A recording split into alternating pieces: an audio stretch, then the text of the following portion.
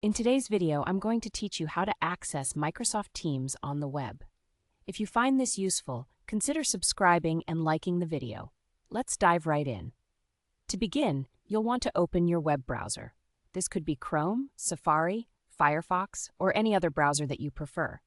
Take a moment to locate that application and click on it to launch your browser. Now that you have your browser open, the next step is to search for Teams. Simply go to Google and type in Teams into the search bar. Once you've typed that in, press Enter. This will bring up a list of search results related to Microsoft Teams.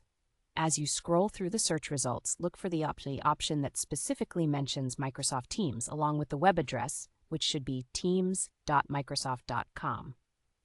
It's very important to select the official link to ensure you're accessing the right site.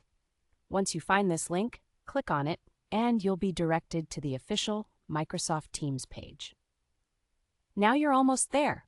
You'll see a sign-in page where you'll need to enter your Microsoft account credentials. This generally includes your email address associated with the account and your password.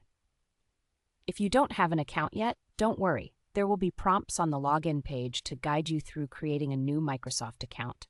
Just follow those on-screen instructions and you will be signed up in no time.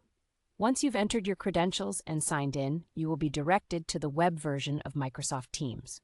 From here, you can start joining meetings, collaborate with your colleagues, and utilize all the features Teams has to offer. And that's all there is to it. You've successfully accessed Microsoft Teams on the web, enabling you to stay connected and productive.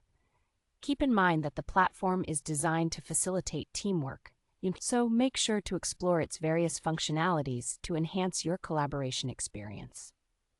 If you have any questions or need further clarification on any